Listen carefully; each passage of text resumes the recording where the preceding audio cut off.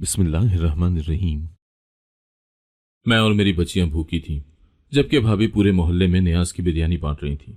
मैंने भाभी से खाने को मांगी तो बोली, बचेगी तो दे दूंगी, पर बची हुई बिरयानी को फ्रिज में रखकर ताला लगा दिया। रात बच्चियां भूख से रोने लगी तो मैंने कचरे के डब्बे से हड्डियां निकाली और बेटियों के आगे डाल दी। दिल गम से फटने लगा था तो सजदे में गिरकर रोने लगी। जब सर उठाया तो बेअख्तियार अल्लाहु अकबर कहा, क्योंकि छन की आवाज के साथ ही मेरा दिल बैठ गया। मैं अपने दिल पर हाथ रखकर उठी और बावर्ची खाने की तरफ भागी।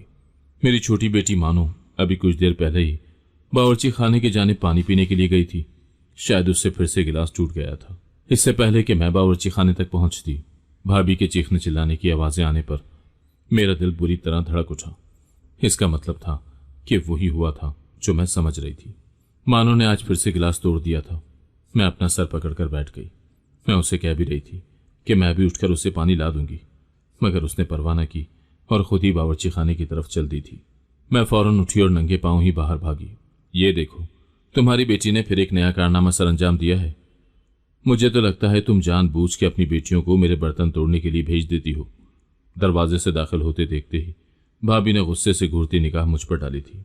नहीं, मैं ऐसा क्यों करूंगी, मैं अभी साफ कर देती हूँ। मैं फौरन ही कांच के टुकड़े इकट्ठे करने लगी। ओ बीबी, तुम रहने दो। तुम लोगों ने तो मेरी जिंदगी अजाब बनाकर रख दी है। सर पर चढ़कर नाच रहे हो। और ये तुम्हारी बच्चियां, मैंने तुम्हें कितनी बार कहा है कि इनको अपने कमरे तक महदूद रखा करो, फिर तुम इसको बावर्ची खाने में क्यों भेज देती हो। भाभी का वावेला शुरू हो चुका था। मैं जानती थी कि अब इसको ब्रेक ना लगने वाली थी। मैं चुपचाप उसकी बातें सुनती कांच उठाने लगी। वो बड़बड़ करती बावर्ची खाने से तनतनाती हुई बाहर निकल गई। आज फिर वो भाई को शिकायत लगाने वाली थी। मेरी आंखों में आंसू भर आए। कांच समेटते हुए मैंने अपनी बेटी पर एक निगाह डाली। वो बावर्ची खाने की दीवार से लगी खौफजदा निगाहों से मुझे कांच उठाते हुए देख रही थी। अचानक मेरे हाथ की उंगली में कांच का एक टुकड़ा लगा तो मैं दर्द से कर्रा उठी। मैंने फौरन ही अपनी उंगली मुंह में दबाकर दर्द को रोकने की कोशिश की, मानो मेरे करीब चली आई थी। क्या हुआ मम्मा, आपको चोट लग गई? उसकी आंखों में इस कदर खौफ था कि मैंने फौरन ही नफी में सर हिला दिया। नहीं, कुछ नहीं, तुम कमरे में जाकर बैठो, मैं तुम्हारे लिए पानी लेकर आती हूँ। मैंने उसके खौफजदा चेहरे पर नजर डालकर उसे तसल्ली दी और कमरे में भेज दिया और खुद जख्मी उंगलियों से कांच के टुकड़े समेटने लगी। मेरा नाम जीनत है। मैंने कभी सोचा न था कि मेरे हालात मुझे इस नहज पर पहुंचा देंगे कि मुझे अपनी बच्चियों को 2 वक्त का खाना खिलाना भी मुश्किल हो जाएगा। मैं अपने हालात पर कुर्ती और अपने रब को याद करती। इस आजमाइश की घड़ी में रब के सिवा मेरे साथ कोई न खड़ा था। बात 1-2 दिन की होती तो मेरी बच्चियां भी सह जाती और दुनिया भी साथ दे देती, मगर मेरे शौहर को मुझसे बिछड़े पूरे 9 साल हो चुके थे। इन 9 सालों में मैंने बहुत से चेहरे बेनकाब होते देखे। हालात बदलते ही लोग कैसे बदल जाते हैं मुझे अच्छी तरह अंदाजा हो गया था। मुझे अपनी इतनी परवाह थी न फिक्र, पर बच्चियों का साथ था। मैं ना तो उन्हें खाली पेट देख सकती थी और ना उनके चेहरे पर खौफ बर्दाश्त कर सकती थी। हमारा हाल दुख और तकलीफों से भरा हुआ था, जबकि मुस्तकबिल अंधेरे में था। मैं अपनी बच्चियों को लेकर आखिर कहाँ जाती, जब मेरा सका भाई ही हमसे इस कदर बेगाना था तो गैरों से क्या ही उम्मीद रखनी थी। मैं अपने भाई की लापरवाही और बेइतनाई पर हैरान होती। मुझे बिल्कुल उम्मीद न थी कि बचपन में इतनी मोहब्बत और लाड प्यार से पलने वाला भाई कभी मुझसे इतना बेगाना भी हो सकता है। मेरे अब्बा एक सरकारी मुलाजिम थे। हम 2 ही बहन भाई थे। मेरी अम्मा भी इज्जतदार घराने से ताल्लुक रखती थी। अम्मा अब्बा की आपस में अच्छी अंडरस्टैंडिंग थी, लिहाजा हम दोनों बहन भाइयों को बचपन में कभी कोई मसला न हुआ। अम्मा अब्बा ने हमारी तरबियत पर बहुत जोर दिया और हमारी बेहतरीन अंदाज में परवरिश की। न कभी किसी चीज की कोई कमी रही और न ही कोई ऐसे मसाइल पैदा हुए जो हमें जहनी इंतशार का शिकार बनाते। मैं बचपन से ही बड़ी सुलझी हुई और तमीजदार बच्ची थी, जबकि भाई भी अपनी पढ़ाई को लेकर बेहद संजीदा था। हम दोनों पढ़ाकू किस्म के बच्चे थे जो ज्यादातर वक्त अपनी किताबों में ही गुम रहते। मेरे अब्बा को भी किताबें पढ़ने का बहुत शौक था, लिहाजा वो मुख्तलिफ लाइब्रेरियों से अक्सर औकात रात को आते हुए किताबें ले आते, जो अब्बा के साथ साथ हम दोनों बहन भाइयों की दिलचस्पी का भी महवर होती। लिहाजा हम एक ही रात में पूरी किताब चाट जाते और फिर अब्बा की किताब पढ़ने का इंतजार करते ताकि हम अब्बा के साथ इस किताब के बारे में गुफ्तगू कर सकें। मुझे ऐसी गुफ्तगू सुनने में हमेशा ही बहुत मजा आता था। अब्बा भी अपने बच्चों की अकल और जहानत पर हैरान रह जाते, जबकि अम्मा चुपचाप हमारी बातें सुना करती। वैसे तो अम्मा खुद भी पढ़ी लिखी थी, लेकिन अब उन्हें ज्यादातर वक्त घर के कामों में गुजारना पसंद था। वो घर के कामों में मसरूफ रहती और घर को बेहतर अंदाज से सजाने में अपनी पूरी एनर्जी लगा देती। हमारे घर में कभी मिट्टी का एक जरा भी दिखाई न देता। अम्मा बेइंतहा सफाई पसंद थी। उनकी नफासत और सलीका घर की एक एक चीज से टपकता। घर का माहौल इंतहाई खुशगवार था। मैंने कभी अपने अब्बा को अम्मा के साथ लड़ाई, बहस या झगड़ा करते न देखा था। ऐसे ही अम्मा भी अब्बा की हर बात बिला चूं चरा मान लिया करती। चूंकि अब्बा की सरकारी नौकरी थी, लिहाजा अब्बा की अक्सर ट्रांसफर भी हो जाया करती। और ट्रांसफर होने की वजह एक ही थी कि अब्बा रिश्वत या सिफारिश को पसंद न किया करते। जब भी अब्बा के पास किसी बड़े फाइल को आगे पहुंचाने की सिफारिश आती तो अब्बा साफ इनकार कर देते कि जब इस फाइल का नंबर आएगा तभी वो फाइल आगे जाएगी। ऐसे में वो लोग अब्बा की ट्रांसफर करवा देते और अगले आने वाले मुलाजिम से ये काम आसानी से करवा लिया करते। अब्बा का कहना था कि मुझे ट्रांसफर करवाना तो मंजूर है, मैं एक शहर से दूसरे शहर और दूसरे शहर से तीसरे शहर अपनी कमर पर सामान उठाकर भी फिर सकता हूं, मगर मुझे दोज़ख में जाना मंजूर नहीं। मैं कोई भी ऐसा गलत काम नहीं कर सकता जिसकी वजह से मुझे अपनी कब्र में तंगी का सामना करना पड़े। इसीलिए तुम लोग भी इस बात के लिए तैयार रहो। भले ही हमें पहाड़ों में जाकर रहना पड़ा तो हम रह लेंगे, लेकिन कभी किसी गलत काम की तरफ आंख उठाकर भी ना देखेंगे। मुझे अब्बा की बातें हमेशा ही बड़ी अच्छी लगा करती और मैं अब्बा से मुतासिर हो जाती। वाकई हमें जिंदगी गुजारने के लिए ऐसे उसूलों को अपनाना चाहिए था। मुझे अब्बा की किसी बात से कभी इख्तलाफ ना हुआ करता, मगर भाई अक्सर औकात तंग आ जाता। वो बस ये कहा करता था कि आप ऐसा ना किया करें, आप क्यों अपने आप को खामखा मुश्किल में डालते हैं, जबकि सिफारिशी लोगों का काम तो कोई भी अगला बंदा आकर कर जाता है। अब्बा भाई को समझाने के लिए एक लंबी बहस करते। बात भाई के दिमाग में पता नहीं समाती कि ना समाती, मगर वो खामोशी जरूर इख्तियार कर लिया करता था। वक्त गुजरने का पता चला था, ना हालात बदलने का। अब्बा ने धूमधाम से भाई की शादी इज्जतदार घराने में की थी। अब्बा ने अपने ही कुलीग की बेटी से भाई का रिश्ता मांग लिया। अब्बा की उनके साथ दोस्ती बहुत ज्यादा थी और इस लिहाज से अब्बा दोस्ती को रिश्तेदारी में बदलना चाहते थे। अब्बा के कुलीग भी अब्बा की तरह मेहनती और ईमानदार थे। भाई शादी से बहुत खुश था। भाई की बीवी बहुत खूबसूरत और मिलनसार लड़की थी। उसने घर में आते ही सबको अपना गर्विदा बना दिया। उसका अखलाक इतना अच्छा था कि अम्मा अब्बा घंटों उसकी बातें सुनते और खुश होते। वो अम्मा अब्बा के सामने बिछी जाती। भाई की बीवी के आने से घर में मेरी अहमियत कुछ कम हो गई थी। हालांकि मैं इस घर की बेटी थी, मगर सारी तवज्जो भाभी को ही मिला करती। शायद मुझे ऐसा महसूस होता था, जबकि हकीकत ऐसी न थी। भाई भी ज्यादातर अपनी बीवी के आगे पीछे ही घूमा करता। उसने भाई को चंद दिनों में ही अपना दीवाना बना लिया था। हालांकि वो मुकम्मल तौर पर अम्मा अब्बा की पसंद की थी, मगर शादी के चंद दिनों बाद ही भाई की पसंदीदा बीवी और मोहब्बत में ढल चुकी थी। भाई अक्सर उसे खाना खिलाने के लिए बाहर ले जाता। वो अम्मा अब्बा के सामने भी न शर्माती और बिला तकल्लुफ भाई से बात किया करती। वो भाई की बीवी थी, मगर फिर भी उसे कुछ झिझक महसूस होनी चाहिए थी। मुझे उसकी कुछ बातों और हरकतों पर एतराज होता, मगर मैं उसे रोकने टोकने या कुछ भी कहने वाली कौन होती थी। मैं उसको नजरअंदाज करके अपनी पढ़ाई पर तवज्जो देने की कोशिश करती। भाई की शादी के बाद अम्मा अब्बा को फिक्र थी कि अब उन्हें अपनी बेटी की शादी भी कर देनी चाहिए। लिहाजा अम्मा अब्बा ने मेरे रिश्ते की तलाश शुरू कर दी। अजमल अब्बा की फुप्पीजात बहन का बेटा था। वो नया नया पुलिस के महकमे में भर्ती हुआ था। वो एक चाको चौबंद और अच्छी शक्लो सूरत का नौजवान था। अब्बा की फुप्पीजात बहन हंसती मुस्कुराती मेरे लिए अपने बेटे का रिश्ता ले आई तो अब्बा हैरान रह गए। वो न जाने कितने वर्षों बाद हमारे घर तशरीफ लाई थी। इस रिश्ते में कोई बुराई न थी। अजमल पढ़ा लिखा नौजवान था, अपनी माँ का इकलौता बेटा था और फिर उसकी अच्छी नौकरी थी और तरक्की के काफी मौके मौजूद थे। ऐसे में अम्मा अब्बा रिश्ते से क्यों कर इनकार करते। अम्मा ने मेरी पसंद जानना चाही थी। मेरी पसंद मेरे माँ बाप की पसंद से ही जुड़ी थी। मैं ऐसी लड़की न थी कि अपनी मर्जी से कोई इश्क चला कर रखती। मैंने अम्मा को मुस्बत अंदाज में जवाब दे दिया कि जैसा वो चाहें मेरी जिंदगी का फैसला करने का हक रखते हैं। अम्मा ने मेरा जवाब सुनकर मेरी बलाएं ले डाली। उन्होंने अजमल के साथ मेरा रिश्ता पक्का कर दिया और अगले महीने रुखसती की तारीख करार पा गई।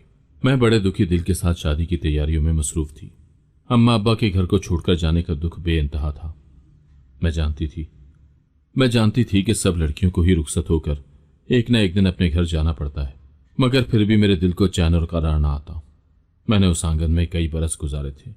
अब मैं एक पल में सब लम्हे कैसे फरामोश कर देती।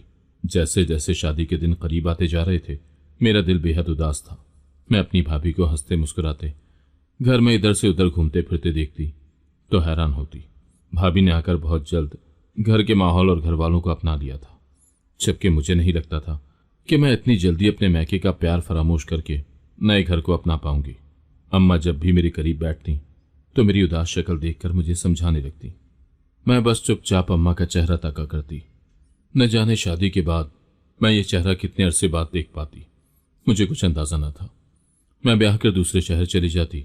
वो शहर हमारे शहर से काफी दूरी पर वाक़ था। जाहिर सी बात थी कि रोज रोज का आना जाना तो मुमकिन ही न होता, और न जाने कितने महीनों के बाद अम्मा अब्बा से मुलाकात के लिए आने की इजाजत मिलती। ये सब सोचकर मैं बेहद उदास हो जाती। मैं अक्सर अम्मा की गोद में सर रख कर रो पड़ती तो अम्मा मुझे तसल्ली देती, चुप कर पगली, इतना परेशान होने की जरूरत नहीं है, हमारी दुआएं तेरे साथ हैं, खुदा तुझे हमेशा खुश रखे, बेटियां दूर हो या पास बस सुखी रहें। अम्मा के दिल से निकलती दुआएं सुनकर मुझे सुकून मिलता। मैं रुखसत होकर अपने शौहर के संग चली आई थी। मेरी शादी के 3 दिन बाद मेरे ससुर का अचानक इंतकाल हो गया। वो बिल्कुल सेहतमंद थे, मगर अल्लाह की तरफ से उनका बुलावा आ गया। उनका वक्त पूरा हो चुका था, लिहाजा वो वापस लौट गए। मगर मेरी सास इस बात को कबूल न कर पाई। यह खबर उनके लिए बेहद अचानक थी। वैसे तो उनको मालूम होना चाहिए था कि यह अल्लाह की रजा और मर्जी से हुआ है, मगर उन्होंने मुझ पर इल्जाम लगा दिया कि बहू के कदम मनहूस हैं, जो आते ही मेरे शौहर को खा गई। मैं अपनी सास की बात सुनकर बेहद हैरान थी। मैं एक पढ़ी लिखी और समझदार लड़की थी। मैं इस तरह की दकियानुसी बातों पर कभी यकीन न किया था। न ही मेरे माँ बाप ऐसे थे कि वो इस किस्म की कोई बात सोचते या हमारे सामने दोहराते। लिहाजा मेरे लिए ये बात जहां बेइंतहा हैरानी वाली थी, वहीं मुझे बेहद अफसोस था कि मेरी सास ने मेरे कदमों को मनहूस और सब्ज कदम करार दिया है। मैं अपने शौहर से शिकवा शिकायत करने पहुंची तो वो उल्टा मुझे घूरने लगे। तुम जानती हो कि अम्मा इस वक्त किस कदर गहरे सदमे में है। अब्बा की अचानक मौत हम में से कोई भी कबूल नहीं कर पा रहा। न ही अभी उनकी इतनी उम्र थी और न ही उनको किसी किस्म की कोई बीमारी थी। ऐसे में हमें सदमे से बाहर निकलने में कुछ वक्त लगेगा। अगर अम्मा की कड़वी कसीली बर्दाश्त कर लोगी तो इसमें कोई हर्ज नहीं है। मेरे शौहर ने उल्टा मुझे ही बातें सुना दी तो मैं चुपचाप उनके पास से उठ गई। वो सही कह रहे थे, मेरी सास सदमे में थी, तभी तो उन्होंने इतनी बड़ी बात कह दी थी, वरना कोई भी जी शऊर इंसान ऐसी बात करने का सोच भी ना सकता था कि किसी के घर में आने से किसी की मौत वाक़ई हो जाए। अगर मैं इतनी ही मनहूस थी तो सबसे पहले मेरी अपनी ही मौत वाक़ई हो जाती ना, कि मैं किसी और की मौत का सबब बनती। खैर, मैं अपनी सास से बहस न कर सकती थी, न ही उनको ये समझा सकती थी, न ही वो मेरी बात सुनने की पोजीशन में थी। वो रोज ही अपने शौहर को याद करके रोती और मेरी तो शक्ल भी देखना गवारा न करती। मैं चुपचाप घर के कामों में लगी रहती। ससुर के स्वयं के बाद से ही घर का तमाम काम मैंने संभाल लिया था। अभी मेरी शादी को पहला हफ्ता था कि मैं घर के कामों में मशगूल हो गई थी। मेरी सास अपने शौहर की मौत का सदमा लिए सारा दिन कमरे में पड़ी रहती और मैं घर के सारे काम निपटाती। मुझे घर के कामकाज करना ना आता था, क्योंकि ज्यादातर काम अम्मा ही किया करती थी और भाभी के आने के बाद भाभी अम्मा के साथ कामों में हाथ बटाया करती। मुझे थोड़ा बहुत काम करना ही आता था, चूंकि मैं ज्यादातर अपनी पढ़ाई में मसरूफ रहा करती और फारिग वक्त में नावल पढ़ लिया करती। अम्मा ने भी मुझ पर कभी जोर न दिया था। अम्मा का कहना था कि जब सर पर पड़ेगी तो काम खुद ही आ जाएगा। वैसे अम्मा की बात बिल्कुल सही थी। मैं कुछ अरसे में ही घर के कामों में माहिर हो गई थी। शुरू शुरू में मेरे शौहर को मेरे हाथ का खाना पसंद न आया करता था और मेरी सास भी खाने में ऐब निकाल दिया करती थी, मगर आहिस्ता आहिस्ता मैंने सब कुछ सीख लिया था। मैं अक्सर फोन पर अम्मा से भी मशवरा कर लिया करती। मेरी अम्मा के हाथ में बहुत जायका था, पूरे खानदान में उनका जायका मशहूर था। अम्मा मेरी काफी मदद करती। शादी के बाद मेरी सही मायनों में आजमाइश शुरू हुई थी। मैं इस आजमाइश को पार करने की पूरी कोशिश में लगी हुई थी। मेरे शौहर मुझसे खिंचे खिंचे रहते, मेरी सास मेरे खिलाफ उनके कान भरती। मैंने कई बार अपनी सास के मुंह से अपनी बुराई सुनी थी। मैंने अपनी सास की परवाह करना छोड़ दिया था। मैं अपनी तरफ से उनकी इज्जत और खिदमत करती, मगर मैंने उनसे कोई उम्मीद न रखी थी। वो जैसा चाहे मेरे साथ सुलूक कर सकती थी, क्योंकि उन्होंने मुझ पर जितना बड़ा इल्जाम लगाया था उसके बाद उनसे किसी अच्छे की उम्मीद नहीं रखी जा सकती थी। मैंने अपने सास की कोई भी बात अपने शौहर को बताने की भी कोशिश न की थी। मैंने उनको उनके हाल पर छोड़ दिया था और अपनी दुनिया में अपना दिल लगा लिया था। मैं घर के कामकाज निपटाकर अपनी किताबें पढ़ने बैठ जाया करती। मैं अब्बा के घर से अपनी किताबें ले आई थी, जिनमें खो जाती तो मेरा वक्त अच्छा गुजर जाता। मेरे शौहर ज्यादातर मसरूफ रहते और काम के सिलसिले में घर से बाहर ही रहा करते। मेरे और मेरे शौहर के बीच में वो अंडरस्टैंडिंग न थी जो मेरे अम्मा और अब्बा के दरमियान में थी। मैं कभी कभार हैरान होकर सोचती कि क्या मियाँ बीवी के दरमियान ऐसा ताल्लुक भी होता है। मेरे शौहर चूंकि खुद से तो मुझसे बात ना करते और हर वक्त गुस्से में भरे रहते, तो मैं भी डर के मारे उनसे ज्यादा बातचीत ना करती और अपने कामों में ही लगी रहती। उनके संजीदा मिजाज की वजह से मैं उनके ज्यादा करीब ना हो पाई थी। मैं अपनी दुनिया में खुश थी। मैं कोशिश करती थी कि मेरी सास और शौहर दोनों को ही मुझसे कोई शिकायत ना हो, और रफ्ता रफ्ता मेरी कोशिशें रंग ले आईं। मेरे शौहर का रवैया मेरे साथ बदलने लगा। अब वो मुझसे प्यार मोहब्बत से बात कर लिया करते और मैं इतने में ही खुश थी। उसके बाद मैंने कभी किसी से ज्यादा की उम्मीद लगाई ही न थी। अल्लाह ने मुझे 2 बेटियों से नवाजा तो मेरी जिंदगी मुकम्मल हो गई। मेरी बेटियां बहुत ही प्यारी थी। बेटियों की पैदाइश से मेरी सास मुझसे ज्यादा खुश दिखाई न देती। वो वैसे कौन सा मुझसे खुश थी। बेटियों के पैदा होने पर भी उन्होंने मुंह बनाया था। उनको पोते की ख्वाहिश थी, जबकि मेरी ऊपर तले की 2 बेटियां थीं। ऐसे में वो खुश कैसे हो पाती। मगर मुझे उनकी परवाह न थी। मैंने अपनी तरफ से उनकी खिदमत में कभी कोई कमी ना आने दी थी। बेटी या बेटा पैदा करना मेरे कौन से इख्तियार में था जो वो मुझसे शिकायती थी। मैं उनके तंज और ताने चुपचाप सह जाती। वो अक्सर मुझे आते जाते सुनाती कि मैं उनकी गोद में पोता डाल दूं। मेरी शादी को 5 साल का अरसा गुजरा था कि मुझ पर कयामत टूट पड़ी। मैंने कभी ख्वाबो ख्याल में भी न सोचा था कि मुझे इस कदर अजियत का सामना करना पड़ेगा। मेरे शौहर दूसरी शादी रचाकर अपनी दूसरी बीवी और मेरी सौतन को घर में ले आए थे। गालिबन उनके रवैया बदलने के पीछे यही वजह थी। उनका चक्कर चल रहा था।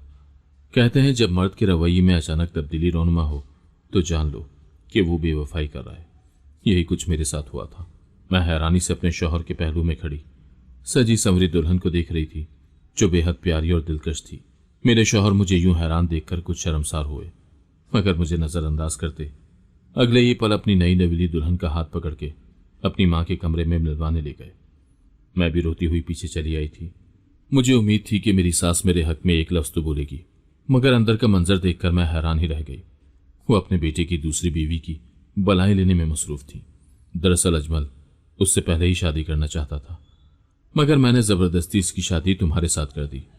ये तो अजमल की कॉलेज की मोहब्बत है। मेरी सास बड़ी खुशी से अपने बेटे की पहली मोहब्बत की दास्तान सुना रही थी। मैं चुपचाप कमरे में चली आई। कमरे में आकर मेरे जब्त के सारे बंधन टूट गए। मैंने उन लोगों की किस कदर खिदमत की थी, और इस खिदमत के सिला मुझे यूं दिया गया कि मुझ पर सौतन को लाकर मुसल्लत कर दिया गया। अगर मेरी सास के अंदर थोड़ी सी शर्म हया और गैरत होती तो वो कम से कम इस मौके पर तो मेरा साथ जरूर देती, मगर वो मुझे ब्याह कर लाने के पहले दिन से ही मेरी ऐसी दुश्मन हुई कि मुझे यकीन न होता। अल्लाह जाने उसे मुझसे क्या बैर था। अगर उसका बेटा खुश नहीं था या वो कहीं और शादी करना चाहता था तो पहले ही उस लड़की से शादी कर लेता। भला मेरी जिंदगी बर्बाद करने की क्या जरूरत थी। मैंने अपने अम्मा अब्बा को अपनी सास और शौहर के रवैये के बारे में अभी तक कुछ भी ना बताया था, मगर अब पानी सर से गुजर चुका था। उन लोगों ने मेरे सब्र और खामोशी का नाजायज फायदा उठाया था। शायद उन्होंने ये सोच लिया था कि इसके साथ हम जो भी जुल्म कर लेंगे ये चुपचाप बर्दाश्त कर लेगी, और मैं अभी तक ये सब बर्दाश्त करती भी आ रही थी, मगर अब ये सब मेरी बर्दाश्त से बाहर था। आखिर 2 बच्चियों का साथ था। मेरा शौहर पहले ही मुझसे खिंचा खिंचा रहा करता और मुझे कोई तवज्जो या अहमियत ना दिया करता था, जबकि दूसरी बीवी के आने से मेरी हैसियत बिल्कुल जीरो होकर रह गई थी। अगर मुझे बगैर शौहर के ही रहना था तो फिर मैं यहाँ क्यों कर रहती। मैं अपनी जिंदगी अपनी मर्जी और खुशी से भी तो गुजार सकती थी। ये सोचते हुए मैंने अब्बा को फोन कर दिया तो अब्बा मुझे फौरन ही लेने चले आए। वो भी यहाँ की सूरत हाल जानकर सख्त हैरान थे। उन्हें यकीन ना आता कि मैं इतने अरसे से ये सब कुछ बर्दाश्त कर रही थी। मैंने अब्बा को एक एक बात बता दी। अब्बा ने मेरे शौहर से शिकवा किया तो वो उल्टा अब्बा पर ही गुस्सा करने लगा। उन दोनों माँ बेटे ने मुझ में 1000 बुराइयां गिनवा दी। आपकी बेटी को ना घर में रहने का सलीका तरीका है और ना ही तमीज। ये घर में किसी को बुलाना भी पसंद नहीं करती और ना ही मेरी माँ से कोई बातचीत करती है। बस घर के काम निपटा कर अपनी किताबों में गुम हो जाती है। घर में रहने के ये तरीके नहीं होते। ये घर है, कोई स्कूल नहीं। मैं सख्त ताज्जुब का शिकार थी। अगर उसको मेरी किताबें पढ़ने या खामोश रहने पर एतराज था तो मुझे पहले बता देता। मैं उसकी माँ के साथ बैठकर बातें बना लेती, मगर उसने कभी भी मुझसे शिकवा शिकायत नहीं की और न ही कभी मुझे मेरे रवैये पर कोई तनकीद की थी। मगर उसके दिल में तमाम शिकवे मौजूद थे जो मैं आसानी से समझ सकती थी कि मेरी सास ने उसके दिल में डाले थे। मेरी सास ने भी मेरे अंदर 1000 कीड़े निकालकर मेरे अब्बा को कह सुनाए, देख रफीक, मैं तो बहुत प्यार और अरमान से तेरी बेटी ब्याह कर लाई थी। ये जल्द ही अपने शौहर समेत मेरा भी दिल जीत लेगी, मगर ये तो ना अपने शौहर को अपना बना सकी और ना ही मेरा दिल जीत सकी। मैं तो इसकी माँ के सलीके की कदरदान थी और सोचती थी कि बेटी भी माँ पर गई होगी, मगर इसने अपनी माँ की एक खूबी तक न चुराई। मेरे अब्बा ये सब सुनकर हैरान थे, मगर वो जानते थे कि मुझ में ये सब बुराइयां मौजूद न थीं। आखिर मैंने जिंदगी के इतने साल उन्हीं के आंगन में गुजारे थे। अब्बा मुझे अच्छी तरह जानते थे। अब्बा ने फैसला मेरे सर पर छोड़ दिया था कि अगर मैं चलना चाहूं तो उनके साथ चल सकती हूं। मैं गुस्से में भरी हुई थी, लिहाजा अपना और बच्चियों का सामान पैक करके अब्बा के हमरा हो ली। मेरी सास और मेरे शौहर ने मुझे रोकने की कोशिश न की, बल्कि वो तो इस बात पर खुश थे कि मैदान खुद ही साफ हो गया। अब्बा के घर आकर मैंने जिंदगी की बड़ी गलती कर दी थी। इस बात का एहसास मुझे यहां पहुंचकर हुआ। घर पर भाभी का कब्जा था। भाभी के तेवर बिल्कुल ही बदल चुके थे। वो पहले वाली खुश अखलाक सी भाभी तो न जाने कहां गायब हो गई थी। ये तो हर वक्त माथे पर तीवरियां चढ़ाए और चेहरे पर गुस्सा सजाए मुंह बनाए इधर से उधर फिरा करती। अम्मा अब्बा की घर में कोई हैसियत न थी, सारा जोर भाभी का ही चलता। उसने कामकाज के लिए 2 मुलाजमाएं भी रखी हुई थी जो उसका सारा काम करती, जबकि अम्मा अब्बा को कोई पूछता भी न था। अम्मा अपना काम अपने हाथ से ही करती, खाना मुलाजमा बनाया करती। मैं जानती थी कि अम्मा अब्बा को मुलाजमों के हाथ का खाना बिल्कुल पसंद न था, मगर अम्मा अब्बा वही खाना खाने पर मजबूर थे क्योंकि अब घर में उनकी कोई अहमियत न थी। भाई तो शुरू दिन से ही बीवी के नीचे लगा हुआ था और अब तो उसकी हालत देखने वाली थी। वो बीवी के इशारों पर नाचता। उसने अम्मा अब्बा की परवाह करना बिल्कुल छोड़ दिया था। वो सिर्फ बीवी की सुनता और उसी की जबान बोलता। मुझे आए हुए 2 हफ्ते हो चुके थे। वो एक बार भी अम्मा अब्बा के पास आकर ना बैठा। मेरे साथ भी उसने सरसरी सी बातचीत की थी। ना उसने मेरे हालात पूछे और ना मेरा दुख जानने की कोशिश की। वो अपनी बीवी के साथ कमरे में घुस गया। मैं हैरान थी कि अम्मा अब्बा ने इस बेटे को कितनी मोहब्बतों से पाला था। वो शादी के 1 साल बाद ऐसा बदल गया था। एक मेरा शौहर था जो आज तक मेरा बंद कर न दिया, और एक मेरा भाई था जो अपनी बीवी के नीचे लगा हुआ था। दुनिया में ऐसे मर्द भी मौजूद होते हैं। मैं ये सोचकर हैरान थी। मुझे अच्छी तरह एहसास हो गया था कि मुझे अपनी जगह नहीं छोड़नी चाहिए थी, बल्कि अपने शौहर के घर पर ही रहना चाहिए था। मैंने अब्बा के घर आकर अपनी बच्चियों को भी उनके बाप के साय से महरूम कर दिया था। वैसे तो वो बच्चियों पर ज्यादा तवज्जो नहीं दिया करता था, मगर फिर भी घर में बाप का साया तो मौजूद था। जबकि यहां आकर मेरी बच्चियां बिल्कुल ही बेआसरा होकर रह गई थी। अम्मा अब्बा तो उनकी दिलजोई में लगे रहते, मगर मामू और ममानी का रवैया उनके साथ अच्छा न था। अम्मा अब्बा की जिंदगी में ये हाल था। अगर खुदा न खास्ता मेरे माँ बाप को कुछ हो जाता तो मेरी बच्चियों के साथ ये क्या सलूक करते। मुझे इस बात का अच्छी तरह से अंदाजा था। मैं चाहती थी कि मेरा शौहर आए और मुझे मना कर ले जाए, या कम से कम मुझसे कोई राब्ता करने की ही कोशिश करे, मगर कई महीने गुजरने के बावजूद भी उसकी तरफ से कोई राब्ता न हो सका। अम्मा अब्बा दोनों ही बीमार रहा करते। वो बूढ़े और कमजोर हो गए थे। ऐसी सूरत में मेरी परेशानी ने उनको मजीद बूढ़ा बना दिया था। वो हर वक्त परेशानी में घिरे रहते कि उनके बाद मेरा और मेरी बच्चियों का क्या बनेगा। लिहाजा अब्बा ने बीच में रिश्तेदारों को डालकर सुलह सफाई करवाने की कोशिश की। अम्मा ने मुझे इस बात पर राजी किया कि मैं वापस अपनी ससुराल चली जाऊं और जैसे भी हो अपने सौतन के साथ गुजारा करूं। आखिर इस्लाम ने मर्दों को 4 शादियों की इजाजत दी है।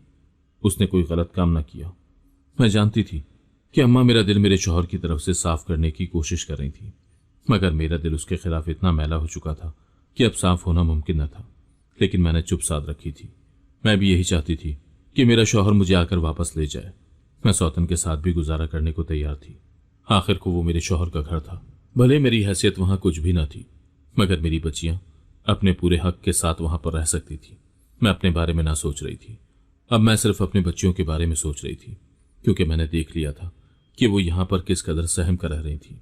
चूंकि मेरी सास मेरे अब्बा के रिश्तेदार ही थी, लिहाजा अब्बा ने रिश्तेदारों को बीच में डालकर सुलह सफाई करवाने की कोशिश की। मेरे शौहर और ससुराल वालों को तो ना खुदा का खौफ था और ना ही दुनिया का कोई डर। मेरे शौहर ने साफ साफ मुझे लेने आने से इनकार कर दिया था। उसका कहना था कि मैं उसको वहां रखकर उस पर जुल्म नहीं करना चाहता। मेरी उसके साथ कोई दिली वाबस्तगी नहीं, लिहाजा मैं उसको तलाक देकर आजाद कर देता हूं।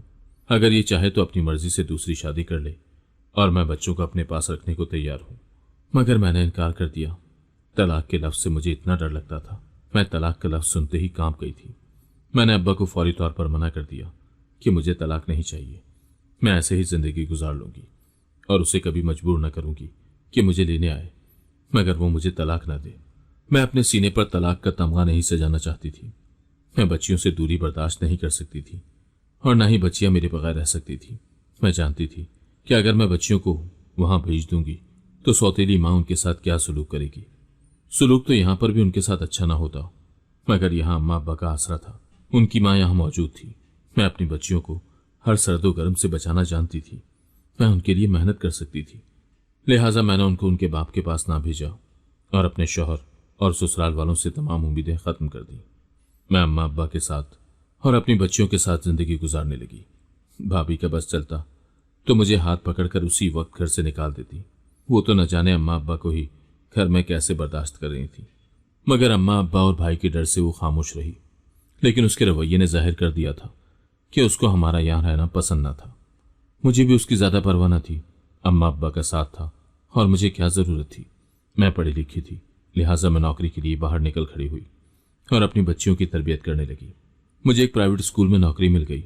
मैंने अपनी बच्चियों को भी उस स्कूल में दाखिल करवा दिया। मैं और बच्चियां सुबह सवेरे ही घर से निकल आती।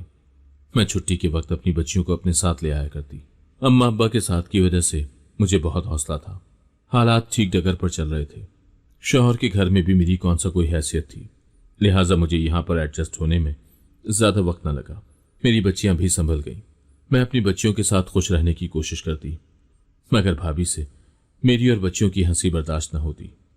घर में हम जब भी कोई बातचीत करते या हंसते तो वो तनतनाती हुई आ जाती और बिला वजह लड़ाई झगड़ा शुरू कर देती। उसकी अभी तक औलाद न थी। शायद यही वजह थी कि वो मुझे बच्चियों के साथ बर्दाश्त न करती।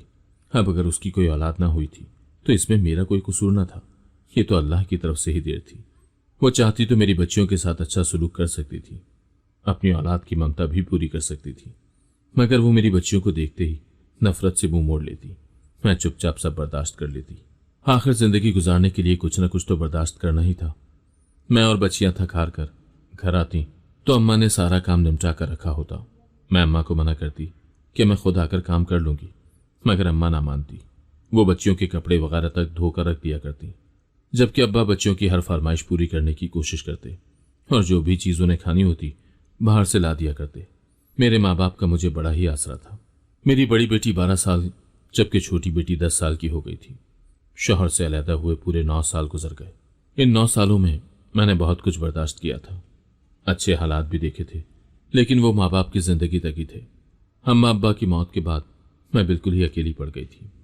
भाई का तो वैसे ही आसरा था, बस उसके घर की छत इस्तेमाल कर रही थी, जबकि मैंने अपना खाना पकाना भी अलहदा कर लिया था। मैं नौकरी से जो कुछ कमा कर लाती अपना और अपने बच्चों का खर्चा उठाती। भाभी को फिर भी मेरे यहां रहने से तकलीफ थी। उसको इस बात पर एतराज था कि मैं उसके घर में क्यों रह रही हूं। हालांकि इस घर में मेरा भी हिस्सा था, मगर ये बात मैं भाभी से कभी कह ना पाई। वो हर वक्त मेरे बच्चों के पीछे पड़ी रहती और बच्चियों को डांटती डपटती रहती। उसके सामने मेरी बच्चियां सहम कर रह जाती। मेरी कोशिश थी कि मैं अपना कहीं अलग घर कर लूं, मगर आज तक हालात ने इतना साथ ना दिया था। मैं जिस प्राइवेट स्कूल में काम करती थी वो बंद हो चुका था, जबकि मैंने दूसरे स्कूल में नौकरी हासिल की थी। लेकिन इस स्कूल के भी हालात ज्यादा अच्छे ना थे, ना ही तनख्वाह ज्यादा थी। कुछ अरसे में ये स्कूल भी बंद हो गया। मालिक को ज्यादा मुनाफा ना हो रहा था, लिहाजा उसने स्कूल बंद करना ही बेहतर जाना। मैं बेरोजगार हो गई तो मुझे सही मायनों में परेशानी हुई। हालात बदतरीन हो चुके थे। मैंने बाकी स्कूलों में दरखास्त दे दी थी, मगर अभी तक कहीं से भी कोई जवाब मौसूल न हुआ था। मेरी नौकरी गए 1 महीना गुजर गया था। पिछले महीने की तनख्वाह पूरी खर्च हो चुकी थी। अब मेरे पास इतने पैसे भी न थे कि मैं अपने घर में बच्चियों के खाने के लिए कुछ खरीद लाऊं। मैंने भाई से कुछ पैसे उधार मांगे तो उसने साफ मना कर दिया कि मेरे पास इतने पैसे नहीं है। मेरा तो अपना गुजारा मुश्किल से होता है। तुम देख ही रही हो कि महंगाई किस हद तक बढ़ गई है। ऐसे में मैं रोज बरोज तुम्हें उधार कैसे देता रहूंगा। भाई के जवाब पर मुझे ज्यादा हैरानी न हुई। मुझे उससे पहले ही कुछ अच्छे की उम्मीद न थी, लिहाजा मैं चुप करके बैठ गई। जब अपनों का ये हाल था तो किसी गैर से एहसान लेने का सोच भी न सकती थी। आज सुबह से मेरी बच्चियां भूखी थीं।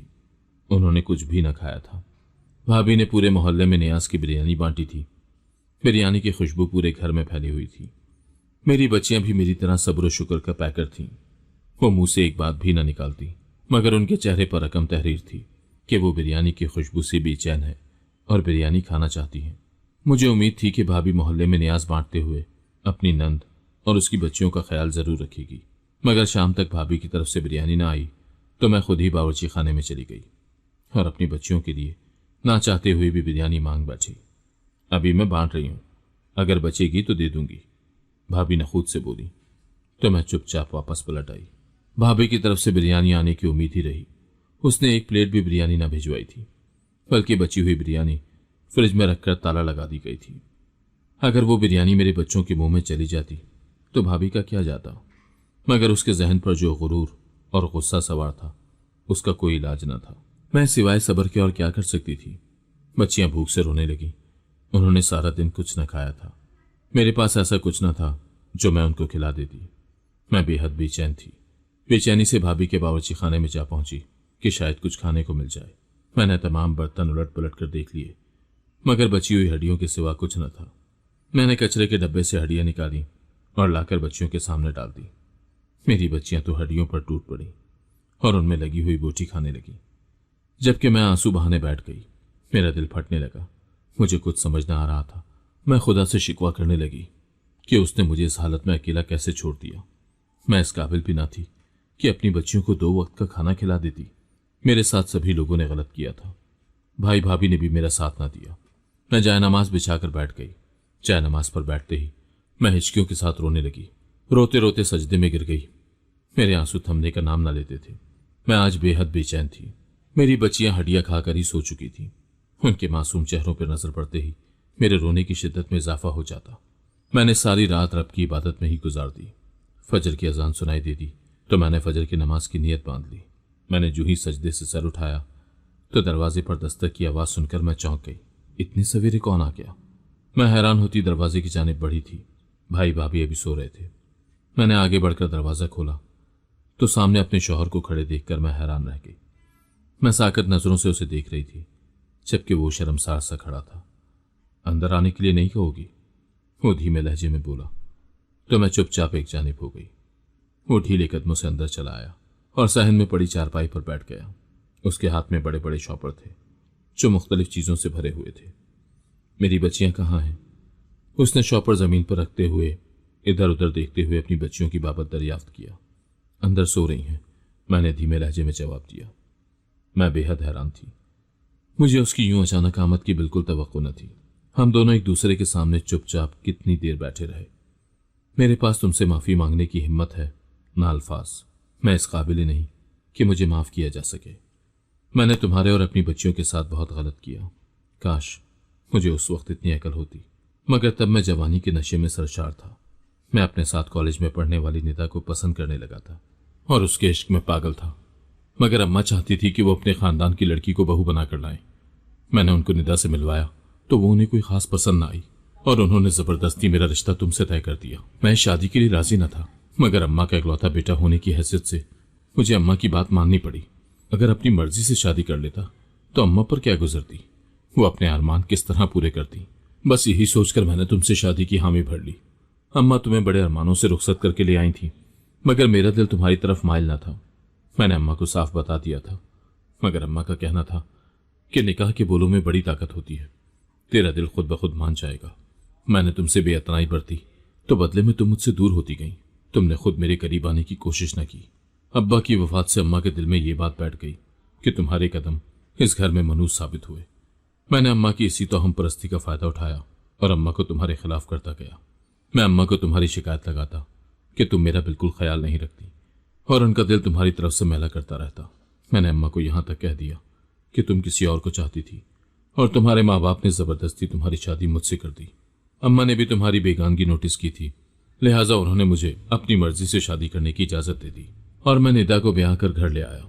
मैं निदा से शादी करके बहुत खुश था। मैंने अपनी मोहब्बत पाली थी, मगर मैं तुम्हारे लिए शर्मिंदा भी था। मेरे दिल में एक बेचैनी सी थी कि मैंने तुम्हारे साथ बहुत गलत किया। इसीलिए मैं चाहता था कि तुम्हें आजाद कर दूं ताकि तुम अपनी मर्जी से जिंदगी गुजार सको। मैं बच्चियों को अपने पास रखना चाहता था, मगर मुझे अंदाजा था कि मैं उनका वैसा ख्याल ना रख पाऊंगा जैसा तुम रख सकोगी। मैं उनको सौतेली माँ के रहमो करम पर भी नहीं छोड़ सकता था। अम्मा का ख्याल दुरुस्त निकला था। निदा उस तरीके से घर को संभाल ना पाई जैसा तुमने संभाला था। उसको बस घूमने फिरने और सजने संवरने का शौक था। उसने घर का हाल बेहद बुरा करके रख दिया। अम्मा दबे लफ्जों में मुझसे शिकवा करती, मगर मैं निदा को क्या कहता। वो तो मेरी मोहब्बत थी। मैं निदा की हर बात मान लिया करता। अल्लाह ने मुझे 2 बेटों से नवाजा तो मैं अपनी पहली बच्चियों को भी भूलता गया। बेटों के बाद मेरे और नेता के झगड़े शुरू हो गए, क्योंकि वो जिम्मेदारियों से घबरा गई थी। उसका कहना था कि उसे इतना काम नहीं होता। अम्मा बीमार थीं, मैं उनको कामों में लगे देखता तो मैं निदा से झगड़ने लगता। अम्मा की वफात पर मैं बहुत दुखी था। अभी मैं अम्मा की मौत के सदमे से न संभल पाया था कि मेरी बीवी और दोनों बेटे स्कूल से आते हुए गाड़ी की टक्कर लगने से हादसे का शिकार हो गए। मेरी बीवी मौके पर दम तोड़ गई। वो बेटों को बचाते हुए खुद गाड़ी की जद में आ गई। मेरे बेटों को मामूली चोटें आईं। मेरे बच्चे मां के बगैर बिल्कुल टूट गए हैं। मुझे अच्छी तरह अंदाजा हो गया है कि माँ बाप के बगैर बच्चों को पालना किस कदर मुश्किल है। माँ और बाप दोनों ही बच्चों के लिए जरूरी है। तुमने किस तरह मेरी बच्चियों को अकेले संभाला, मुझे इस बात का एहसास हुआ तो मेरा दिल मजीद बोझल हो गया। मैंने तुम्हारे वालिद को बच्चियों के लिए खर्ची भेजने की बात की थी, मगर तब उन्होंने गुस्से में इनकार कर दिया था। फिर मैं अपनी जिंदगी में इतना मस्त हो गया कि मुझे इस बात का एहसास ही ना हुआ कि मेरी बच्चियां किस मुश्किल से गुजर रही होंगी। अगर हो सके तो मुझे माफ कर दो और मेरे साथ वापस घर चलो। मैं इन गुजरे सालों की तकलीफ तो कम नहीं कर सकता, मगर वादा करता हूं कि आने वाले वक्त में तुम्हें और अपनी बेटियों को किसी किस्म की कोई कमी ना होने दूंगा। मैं अपने बेटों की परवरिश के लिए तीसरी शादी भी कर सकता हूं, मगर मैं जानता हूं कोई भी औरत उन्हें अपनी औलाद जैसा प्यार न दे सकेगी सिवाय तुम्हारे। मुझे तुम्हारी फितरत का अच्छी तरह अंदाजा है। मैंने और मां ने तुम्हारे साथ जो कुछ किया, उसके बावजूद भी मुझे पूरी उम्मीद है कि तुम मेरे बेटों को अपना लोगी। अजमल की आंखें आंसुओं से भरी थी, जबकि मैं कुछ भी बोलने के काबिल न थी। मेरी बच्चियां भी आंखें मलती कमरे से बाहर निकल आई थी। वो हैरान नजरों से अपने बाप की जानिब देख रही थी। ये तुम्हारे बाबा हैं। मैंने उंगली से उनके बाप की जानिब इशारा करके उनकी हैरानी कम करने की कोशिश की, मगर उनकी आंखें हैरत से मजीद फैल गईं। अजमल फौरन अपनी बच्चियों की तरफ बढ़ा और रोते हुए उन्हें अपने साथ लगा लिया। वो बच्चियों के लिए ढेरों खाने पीने की चीजें लाया था। बच्चियां कुछ ही देर में उससे घुल मिल गईं। वो मजे से अपने बाप की लाई हुई चीजें खाते हुए बेफिक्री से कह कहे लगा रही थी। खुशी उनके चेहरों से आया थी। मैंने आज से पहले हमेशा उनके चेहरों पर खौफ ही देखा था। भाई भाभी भी कुछ देर में जाग गए थे। वो अजमल को देखकर हैरान थे। मैंने अभी तक अजमल की किसी बात का कोई जवाब न दिया था। मेरे पास तो शिकवों की एक लंबी फहरिस्त थी। अजमल ने अपनी कहानी तो सुना दी थी, मगर मेरी कहानी सुनने के लिए एक बार भी न कहा था। उसका जमीर उसे मलामत करता था, तभी वो अपने जमीर को मुतमईन करने चला आया था। फैसला तो तय था। मुझे अपनी बच्चियों की खातिर वापस जाना था। वहां उनको पेट भर खाने के साथ बाप का प्यार भी मुयस्सर होता। अजमल को देखते ही भाभी के मिजाज फौरन बदल गए थे। वो जल्दी से नाश्ता बनाने बावर्ची खाने में घुस गई। कुछ देर में ही उसकी मुलाजमाएं चली आईं तो उन्होंने नाश्ता मेज पर लगा दिया। मैं भाभी के रवैये पर हैरान होती नाश्ते पर टूट पड़ी थी, क्योंकि मैं कल सुबह की भूखी थी। तुमने कोई जवाब नहीं दिया। क्या तुम नई जिंदगी की शुरुआत के लिए मुझे एक और मौका दोगी? अजमल ने मेरे सामने अपना हाथ फैलाया तो मैं उसका हाथ थाम कर उठ खड़ी हुई। मेरे मुंह से बेअख्तियार अल्लाह अकबर की सदा बुलंद हुई और मैं अपना और अपनी बच्चियों का सामान समेटने अंदर की जाने बढ़ गई। अगर आपको आज की कहानी पसंद आई है तो वीडियो को जरूर लाइक कीजिएगा और अपने दोस्तों के साथ भी शेयर कीजिएगा। और हाँ, अगर आपने अभी तक हमारा चैनल सब्सक्राइब नहीं किया तो जरूर सब्सक्राइब करें। मिलते हैं कल एक नई और दिलचस्प कहानी के साथ। अल्लाह हाफिज।